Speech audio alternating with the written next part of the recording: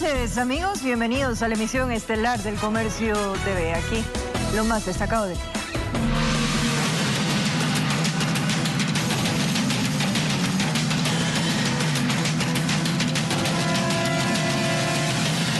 En la ciudad de Manta fue desarticulada una organización delictiva transnacional dedicada al tráfico de armas de fuego. El operativo policial permitió desmontar un laboratorio donde fabricaban réplicas de fusiles y pistolas. La organización estaba integrada por 7 ecuatorianos, quienes se encargaban de comprar armas, piezas y accesorios en Estados Unidos, que eran enviados a Ecuador por vía aérea y marítima, ocultas en el doble fondo de maquinaria industrial y maletas de ropa. De esa forma habrían introducido fusiles y pistolas de fabricación norteamericana. Pueden ser compresores, tenemos también material de soldadura, tenemos motos acuáticas en las que ellos ocultaban este armamento. Pero ante la gran demanda de armas, consolidaron un gran emprendimiento, claro, ilegal. Compraron maquinaria y los equipos para montar un laboratorio y fabricar réplicas de armas largas y cortas. Ayudados con impresiones en 3D, tenían la capacidad de producir 8 fusiles por semana. Ya no podemos hablar de una fabricación artesanal, sino ya de una fabricación totalmente técnica, en donde ellos tenían que realizar estas fabricaciones prácticamente con el objetivo de obtener réplicas. Armas de grueso calibre que eran compradas por integrantes de estructuras criminales en todo el país. Al ser réplicas, un fusil ofertaban en $3,000 a $3,500. La alta demanda en el mercado era porque tenían sus ventajas para los criminales. Complica muchísimo el rastreo técnico balístico, porque no tenemos una manufacturación inicial que nos permita a nosotros identificar en dónde podemos tener un inicio técnico para realizar su rastreo. Por este caso, en Estados Unidos, un ecuatoriano fue sentenciado a 22 años de prisión. En 12 allanamientos ejecutados en Manta, Portoviejo y Santa Ana, la policía decomisó 13 fusiles, 11 pistolas, 22 alimentadoras y munición de diferente calibre. Él prácticamente tenía la dinámica de obtener una relación comercial con los Estados Unidos y poder importar acá a nuestro país. Esperan que con este importante golpe los mercados de las bandas criminales queden desabastecidos. En Quito informó Iván Casamen.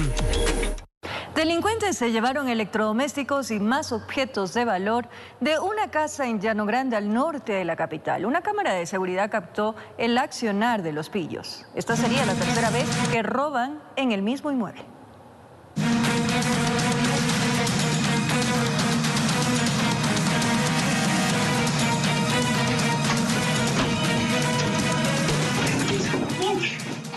Llano Grande, norte de Quito. Los ladrones entran como si estuviesen en su propia casa. Son tan astutos que usan guantes para evitar dejar cualquier rastro y mascarillas para cubrirse la cara. Uno de ellos va directo al televisor. El hombre de blanco baja un parlante que está en la sala, mientras los otros 3 están en la habitación buscando qué nomás sustraerse. Son 2 hombres y 2 mujeres que en cuestión de segundos se llevaron el trabajo de la dueña de esa vivienda. Al final, hasta un pequeño bolso se llevaron con cosas. Pero miremos otra vez. Es casi mediodía cuando ocurre el atraco. Primero dejan el televisor a un lado, después el parlante.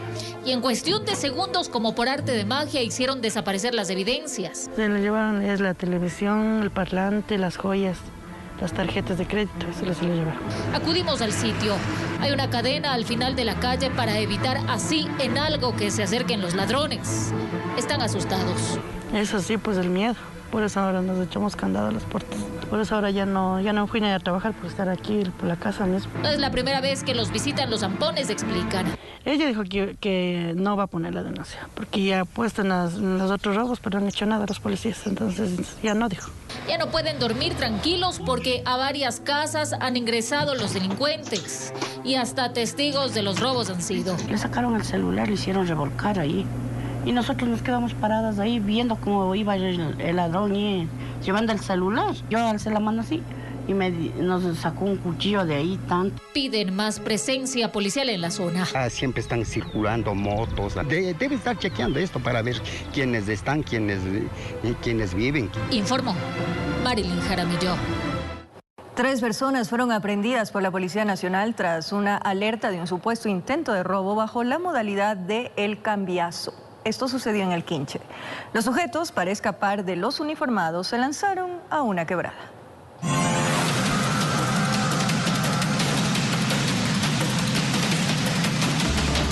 De ellos, la policía lo detuvo por 16ª vez, es decir, 15 veces anteriormente ha sido detenido y puesto en libertad. Un amplio historial delictivo tiene. Entre ellos está el robo y la asociación ilícita. Pero ni así cambia.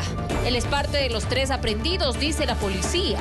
Cuando en los exteriores de una entidad bancaria en El Quinche quisieron hacerle el famoso cambiazo a un adulto mayor. Uno de las personas justamente le indica que se había encontrado un maletín y que quería abrir este maletín en presencia de él, y que lo que encontraban en ese maletín pues iban a procederle a repartirse. Pero no contaban con que la víctima ya dejó el dinero dentro del banco. Cuando trataron de engañarlo, él se dio cuenta, empezó a gritar y pidió ayuda.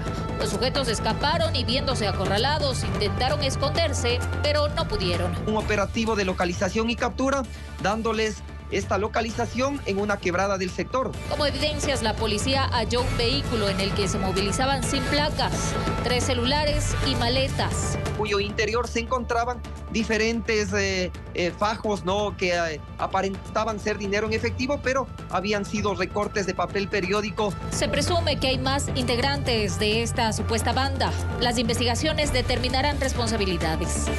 Informó Marilyn Jaramillo. Mes a mes, personal de las empresas de servicios básicos dejan en las puertas principales de nuestras viviendas las planillas de pago. ¿Qué relación tiene esto con los vacunadores extorsivos? Les tenemos un completo informe especial más adelante.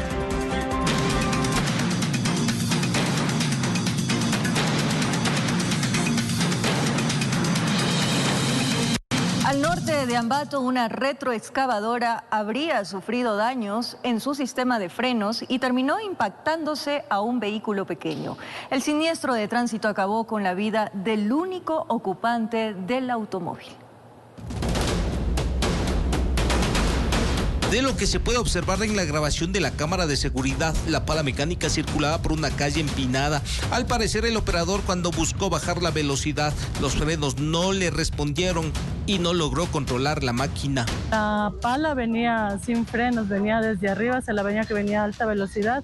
En ese preciso momento, por las inmediaciones de las calles 22 de enero y Cueva de los Tallos, en la parroquia Atahualpa, al norte de la ciudad de Ambato, un vehículo pequeño circulaba. Al parecer, uno de los testigos intentó advertir el peligro que bajaba sobre 4 ruedas. Fue cuestión de segundos para que la retroexcavadora lo impacte con toda su fuerza y peso. Pierde control, descendiendo en todo este trayecto y en el paso arrasando al vehículo tipo sedán. El auto pequeño fue arrastrado cerca de 100 metros. El conductor, imposible que sobreviva a semejante impacto. Fue necesario la presencia de rescatistas del cuerpo de bomberos para sacar el cadáver, que quedó aplastado entre las latas. Ahí en el rompevelocidades del carro brincó y por eso es que ese medio se detuvo y chocó contra la pared. Poder extraer a la víctima con maniobras de extricación y poder dejar a la víctima fuera del vehículo. El operador de la pala mecánica desapareció del lugar. La víctima, un hombre de 46 años de edad, que no tuvo ninguna oportunidad a esquivar a la muerte, que circulaba sobre ruedas. Él dijo que él no era el dueño de la pala y que la pala estaba sin frenos. Y otro señor lo dejó ir. Yo lo quería retener, pero el otro señor lo dejó escapar. Una tragedia que se atravesó en el camino, terminando con la vida de un hombre que salió a trabajar sin imaginarse que su destino estaba escrito. Informó Iván Casamen. Un motociclista murió arrollado por un camión cuando intentó esquivar un bache en la calle Venezuela, en el suroeste de Guayaquil. Su esposa logró sobrevivir al accidente de tránsito. Faltaban pocos minutos para las 13 horas. Por la calle Venezuela circulaba un señor junto a su pareja en una moto. Y de repente algo sucedió que no lograron controlar el vehículo liviano. Y el hombre cayó con su acompañante a la calle.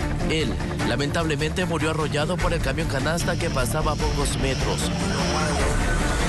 Cayó del lado de la calle, cayó el señor. Y ahí es donde pasa el carro de la empresa y ya, lastimosamente falleció. Ya no se pudo hacer nada porque el carro le pasó por acá, más o menos por aquí fue la herida más, lo que yo pude ver. Es la intersección con la calle 10ª frente al conocido Parque de Puerto Lisa, donde quedaron escombros de esta tragedia familiar. La ciudadana logró sobrevivir. Por aquí todos los moradores indican que ese bache provocó que se desestabilizaran y cayeran al asfalto. Ahí donde va esa camioneta hay un hueco y yo le tiré como unas 15 piedras que habían dejado botadas. Yo le he rellenado con piedra, mire, ve, ¿sí ve? Ahí se estrella el señor, ahí se viene y lo tira acá, ve, y lo coge. Se estabiliza en la moto. Se estabilizó en la moto, así es. Entonces, esto ya tiene botado muchos meses, jefe, mire. Como usted verá la sangre derramada aquí, de cómo le aplastaron la cabeza al pobre señor. Para quienes circulan en motocicletas por la calle Venezuela, deben tener mucha precaución porque se pueden encontrar con múltiples baches de esta magnitud. 20 centímetros que en esta ocasión le provocó la muerte a un ciudadano. Ese hueco, los carros se caen en ese bache, la gente se ha caído, gente en bicicleta. Un problema que piden que solucionen lo antes posible, antes de que ocurra otra desgracia, o que coloquen un cono o una cinta indicando lo peligroso que es transitar por ese lugar, informó Charlie Pisa. 2 policías resultaron heridos tras ser atropellados mientras perseguían a 2 motorizados que se negaron a un control en la vía perimetral.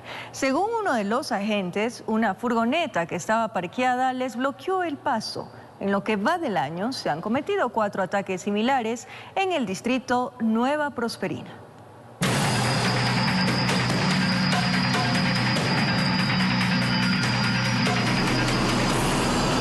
Patrullaba junto a su compañera por la entrada de la 21 en la vía perimetral.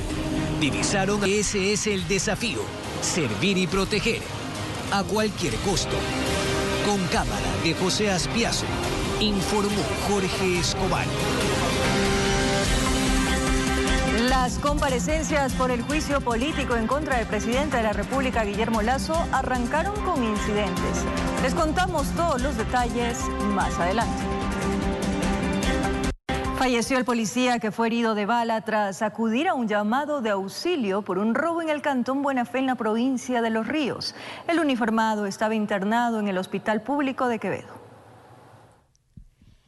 El cabo segundo Steven Joel Vargas Bermeo se desempeñaba como miembro del grupo de operaciones motorizadas. La tarde de este martes acudió junto a sus compañeros a un procedimiento tras recibir la alerta sobre el cometimiento de un delito. Al llegar al sector conocido como Río Gallina del Cantón Buena Fe, provincia de Los Ríos, encontraron a un taxi en el que se movilizaban varios hombres. Ellos empezaron a dispararles. Ante el ataque, los uniformados hicieron uso progresivo de la fuerza. En el cruce de balas, uno de los disparos impactó en el cuello del gendarme. Inmediatamente fue trasladado al Hospital Público de Quevedo. Sin embargo, perdió la vida. Tras lo ocurrido, se ejecutó un intenso operativo que logró los primeros resultados. Se ha hecho algunos allanamientos, un número mayor a 40 hasta el momento, los mismos que dan resultados de 5 aprehendidos, entre ellos un menor de edad, el cual tendrá que ser aislado. Así también se tiene 5 armas de fuego, se tiene 12 municiones calibre 38, se tiene 6 vainas sin percutar, se tiene 4 celulares, entre otras evidencias, así como también una radio handy. El comandante de la Zona 5 llamó a las autoridades judiciales a realizar su parte para evitar que estas organizaciones delictivas sigan cometiendo hechos criminales en el Cantón Buena Fe. Un marco legal totalmente amigable para los delincuentes, una constitución demasiado garantista para los derechos prioritariamente de los criminales. Vemos que la policía más se tarda en detenerlos que ciertos fiscales ponerlos en libertad bajo el principio de legalidad en sacrificio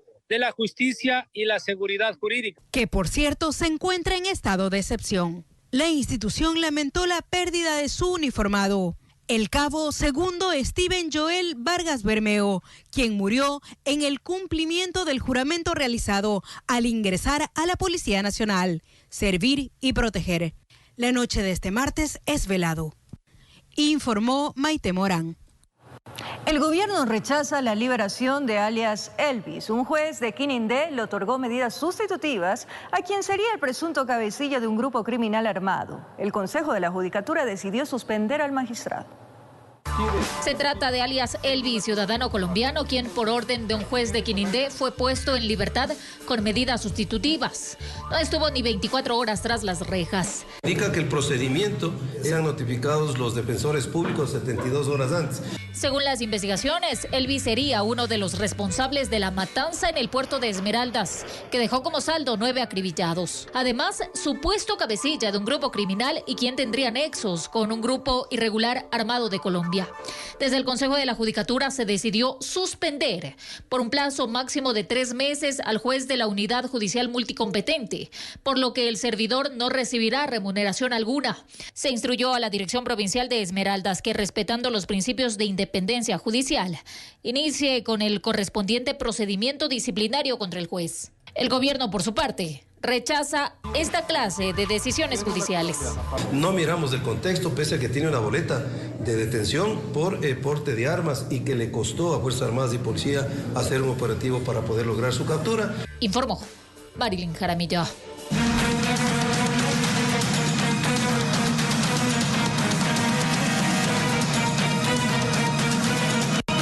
De Quito se estaría registrando una nueva modalidad de robo. Un señor taxista reveló que le botaron un líquido en la llanta, que en cuestión de segundos hizo reventar el neumático.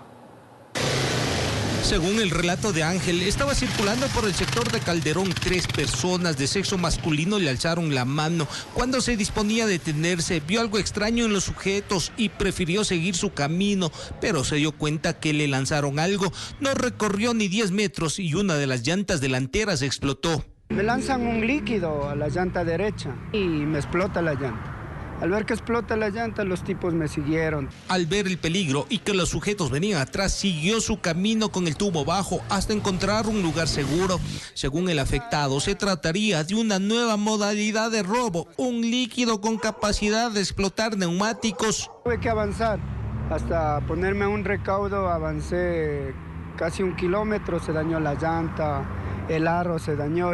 Queda la gran inquietud, ¿qué líquido utilizaron? Según el taxista, en la llanta no encontraron ningún fierro, clavo u otro objeto que haya dañado el caucho, que prácticamente quedó inservible. El llantero me dice que es un líquido, que es como tipo ácido que le echaron, que eso le va quemando el caucho, entonces ya como se hizo una bomba de eso y explotó la llanta, totalmente la llanta no vale. Quienes se dedican al taxismo señalaron que todos los días están expuestos al peligro, que esta sería una nueva modalidad y alertaron mediante uso de redes a todos para que estén atentos. Los ladrones están resguardados, la policía hace su trabajo, les cogen, en 24 horas están afuera. La delincuencia al parecer se ingenia para sobrevivir del esfuerzo ajeno. En Quito informó Iván Casamen. Vecinos del sector La Floresta, en el norte de la capital, están consternados ante la ola delictiva que azota este lugar. En menos de 2 semanas han ocurrido 2 robos. El último hecho quedó registrado en una cámara de videovigilancia. El video es este. Dura un poco más de 2 minutos y aquí se observa todo el accionar.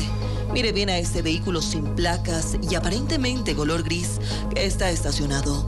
De ahí se bajan 2 sujetos quienes lentamente caminan por la vereda. Parece que encuentran su blanco. El auto que allí se encuentra, se detienen, observan y sin pensarlo 2 veces, solo actúan. Uno les sirve como campanero y el otro, por la ventana, toma varios objetos. Cumplen con su objetivo y segundos después, el vehículo el cual los movilizaba los espera un poco más abajo. Ocurrió aquí, en el sector La Floresta, al norte de Quito. Llegamos hasta esta zona y aunque hay negocios, prácticamente la calle está desolada. La víctima cuenta lo que ocurrió. Los sujetos rompieron el vidrio de mi auto a pesar de que tenía láminas de seguridad. Y me sustrajeron 2 chaquetas que estaban en los asientos. No es la primera vez que pasa. El mismo vehículo me robaron uno de los retrovisores. Tal como lo escucha, los sujetos rompieron los vidrios del auto de la víctima nada más para llevarse 2 chompas. El vecino cuenta que esto ya no es una novedad, pues hace 2 semanas exactamente, a pocos pasos, ocurrió este robo al interior de un local comercial. Aquí sujetos armados ingresaron y se llevan absolutamente todas las pertenencias de los clientes. A mí me pasó ayer con un vehículo, el asalto hace unas semanas fue en motos, entonces ya no se sabe en realidad. Aquí en esta zona, poco los vecinos quieren hablar por temor a represalias, dicen, de que en cualquier momento los puedan atracar. Me robaron 3 maletas de ropa y entre ellas una computadora. ¿Tienes miedo vivir aquí en esta zona? Y lamentablemente sí, pero no nos queda más. Ante estos casos, los vecinos de La Floresta piden más presencia policial, más seguridad, para que hechos como estos no vuelvan a ocurrir en la zona. En Quito informó Ismenia Solórzano. Mes a mes, personal de las empresas de servicios básicos dejan en las puertas principales de nuestras viviendas las planillas de pago. ¿Qué relación tiene esto con los vacunadores extorsivos? Les tenemos un informe especial.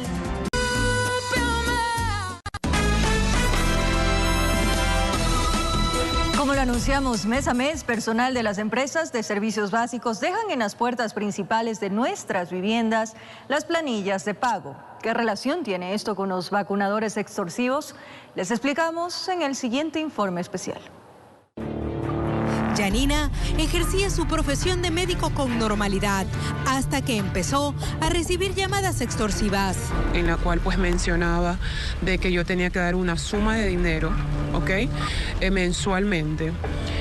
Si no, caso contrario, le iban a hacer daño a mi esposo, a mis hijos, y que ya conocían de mi domicilio, del lugar de trabajo, todas mis redes sociales, que tenían toda la información de mí y que por lo tanto querían que yo pagara una cuota mensual.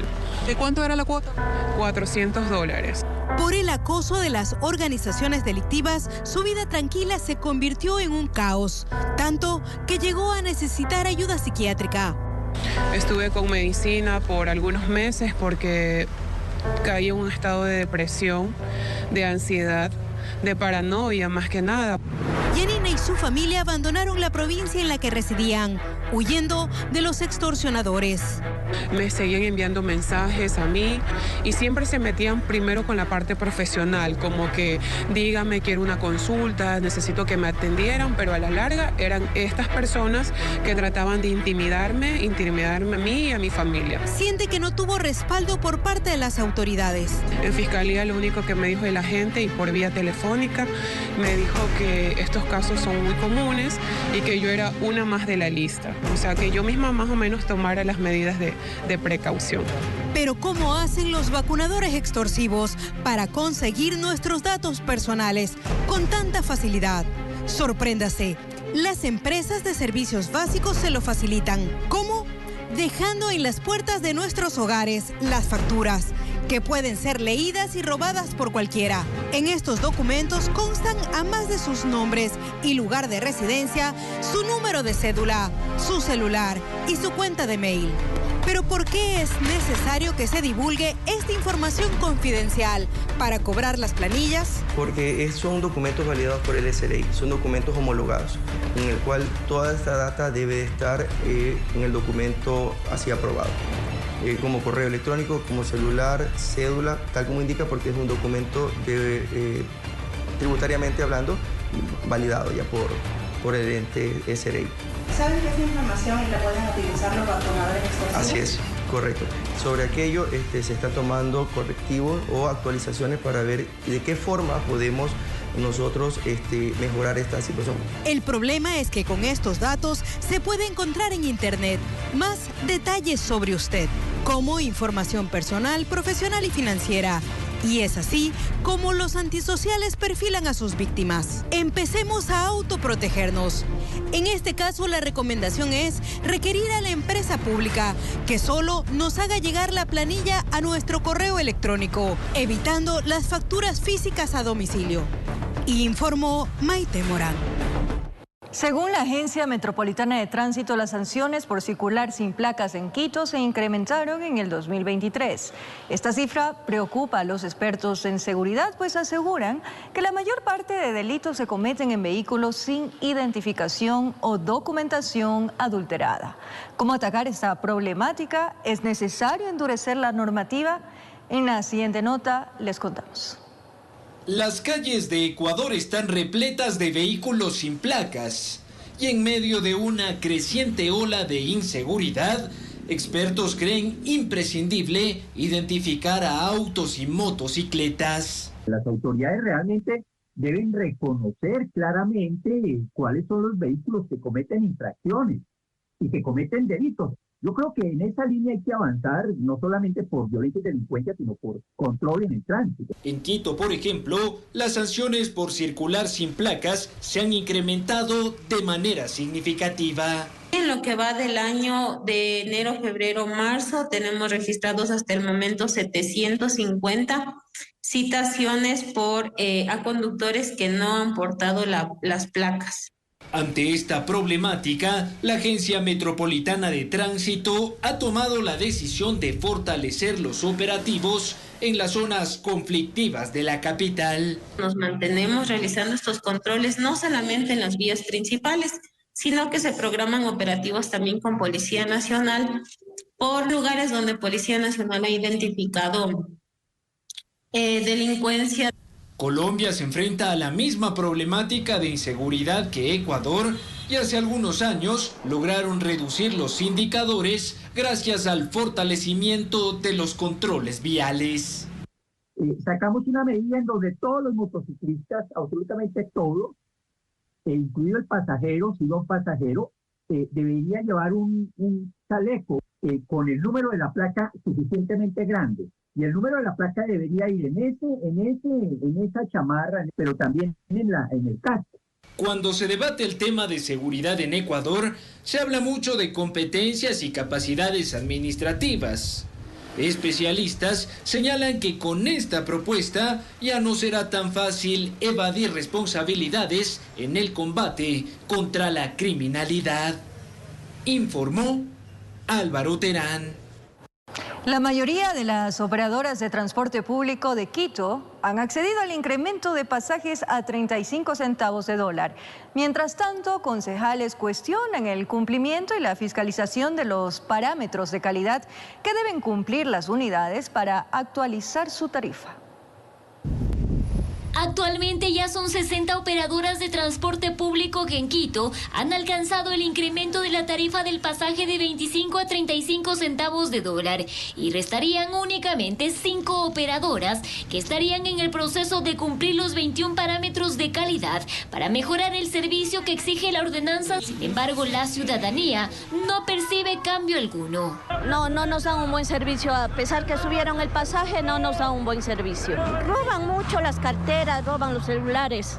Delincuentes, saltan, suben al bus. Sentir que fue trasladado al Consejo Metropolitano, quien exige respuestas a la Secretaría de Movilidad en torno a la fiscalización del cumplimiento de dichos parámetros. En las unidades del transporte público, tanto municipal como convencional, no se evidencia la mejora en la calidad. La ordenanza no creo que la cumplen ni los transportistas, tampoco hay un seguimiento de la Secretaría respectiva. Desde esta cartera municipal se presentó un informe en el cual se defiende el proceso que se ha llevado para que las operadoras alcancen el incremento de la tarifa, asegurando que existe control permanente.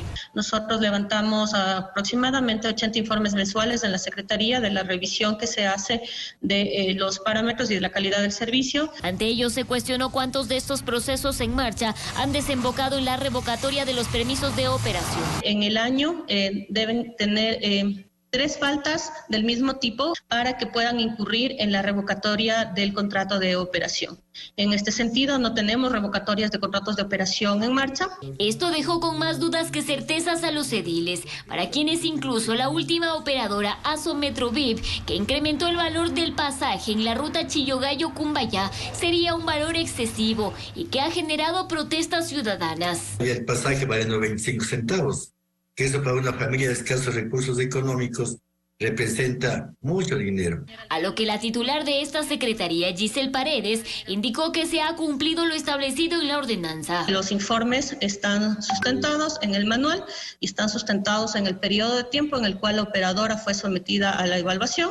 Finalizaron también exigiendo a esta secretaría información sobre la organización de rutas y frecuencias en superficie en el marco de la entrada en operación comercial del Metro de Quito, informó Adriana Rojas.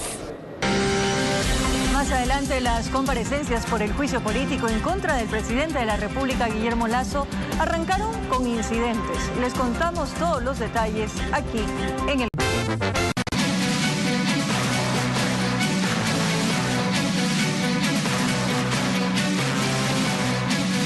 Las comparecencias por el juicio político en contra del presidente de la República, Guillermo Lasso, arrancaron con incidentes. El exsecretario anticorrupción señaló que en el año 2022 entregó al Ejecutivo una ficha de la prevención de corrupción. Con incidentes arrancaron las comparecencias del juicio político contra el presidente de la República, Guillermo Lasso, luego de que se intentara impugnar una pregunta formulada por el asambleísta Rodrigo Fajardo. ¿En qué parte de la ley orgánica de la función legislativa se permite que se objete o se impugne una pregunta? Usted preside Colega Veloz, estoy interviniendo. Pido que me certifique el señor secretario. Colega Veloz. Por este motivo se apeló la presidencia de la Comisión de Fiscalización a Fernando Villavicencio. Usted es el presidente de esta comisión, pero no es el dueño de esta comisión. Ya conocemos ese comportamiento. Así es que yo creo que lo más valioso de este día, siendo condescendiente con esta Asamblea Nacional, es votar a favor de mi apelación. Conduzca la sesión, colega Ana Belén Cordero.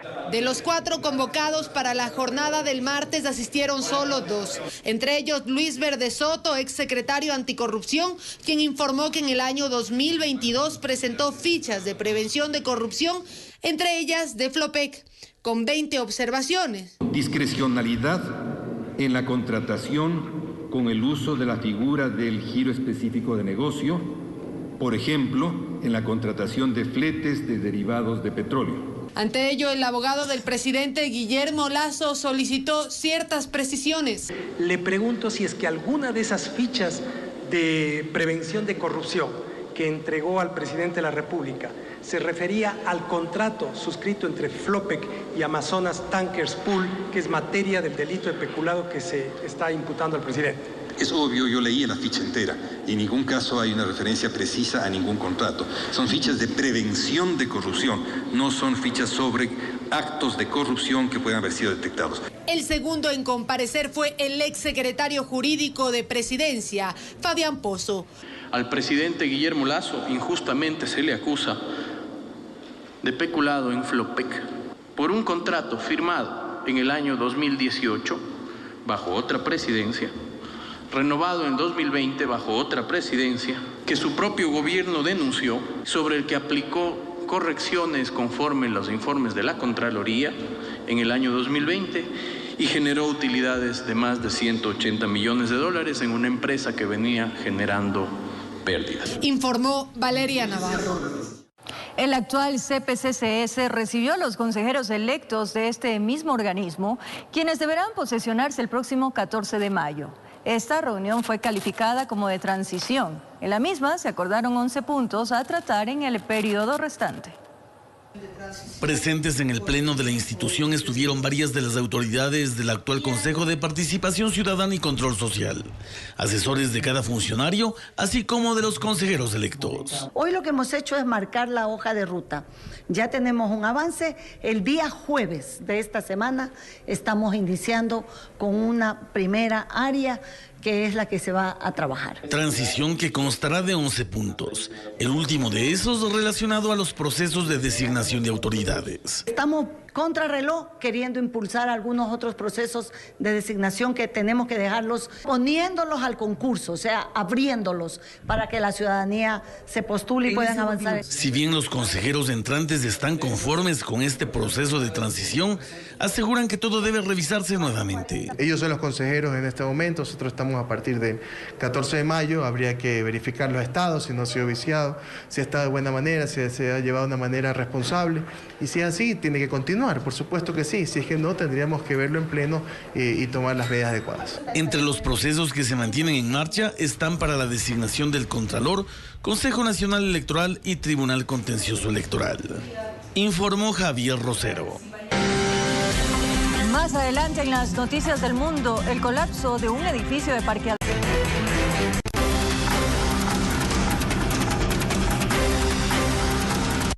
En lo destacado del acontecer internacional, el colapso de un edificio de parqueaderos en la ciudad de Nueva York, en Estados Unidos, causó la muerte de una persona y dejó otras 4 heridas. Las autoridades sugieren demoler el edificio por daños estructurales. De forma inesperada, una planta de un edificio de parqueaderos privados colapsó en el centro de la ciudad de Nueva York, en Estados Unidos, ocasionando que distintos vehículos caigan sobre los del piso que se encontraban abajo. El alcalde de la ciudad acudió al lugar para realizar una inspección y confirmó que tras una evaluación de ingenieros en construcción, se determinó que toda la estructura se encontraba comprometida. No enviamos a ninguna persona dentro. Con ayuda de la tecnología, enviamos drones y pudimos observar que todo el edificio es inestable. Las autoridades concluyeron que el incidente se trató de un colapso estructural con el desplome de algunas losas. En el momento en que estas se vieron abajo, había personal trabajando. Había 6 trabajadores del edificio en el momento del derrumbe. 4 de ellos fueron sacados tras el colapso y fueron llevados a hospitales en condición estable. Otro trabajador rechazó la atención médica y uno murió. El Departamento de Bomberos anunció que tras el retiro de los vehículos afectados, lo sugerido es demoler lo que quedó de la edificación, la cual incumplió los permisos de obra en el 2010 debido a los desperfectos eléctricos. Por el momento, los predios aledaños fueron evacuados. Con la realización de Paola Castillo, informó Ismenia Solórzano. 21 personas fallecieron debido a un incendio suscitado en un hospital de Beijing, en China. Pacientes de pisos superiores se lanzaron del edificio hacia casas vecinas para lograr salvarse. Estas imágenes en donde se observa a personas bajar suspendidas por una cuerda de sábanas amarradas hasta saltar a techos de casas vecinas, o estas otras en donde intentan sostenerse sobre los ventiladores exteriores, dan cuenta de la desesperación que sintieron algunos pacientes del hospital de Changfeng en la ciudad de Beijing, en China, cuando el incendio que inició en el área de corta estancia se prolongó a gran velocidad. Personal médico del lugar logró la evacuación exitosa de 71 ciudadanos que se encontraban internados. Sin embargo, y pese a los esfuerzos, no lograron sacar a tiempo a 21 más, quienes fallecieron por inhalación de humo. Los bomberos arribaron al lugar media hora después de la emergencia, prolongando las labores de extinción del fuego durante un largo tiempo.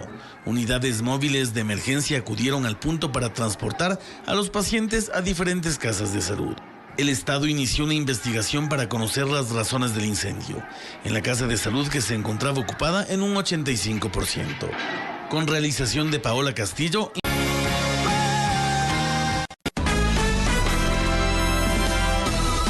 Antes de finalizar, les contamos que la Fiscalía General del Estado señaló que desde abril de 2019 hasta la fecha ha sido objeto de hostigamiento por parte de asambleístas del correísmo. En un comunicado, la institución indica que bajo requerimientos de información se ha intentado activar juicios políticos con la presunta causal de incumplimiento de funciones y así asegurar la impunidad. Se señala como ejemplo el caso Sobornos 2012-2016. Incluso se denuncia que se han entrometido en la vida personal de la fiscal Diana Salazar. Gracias por su compañía, cariño, pero sobre todo esa fiel sintonía, amigos televidentes. Que descansen.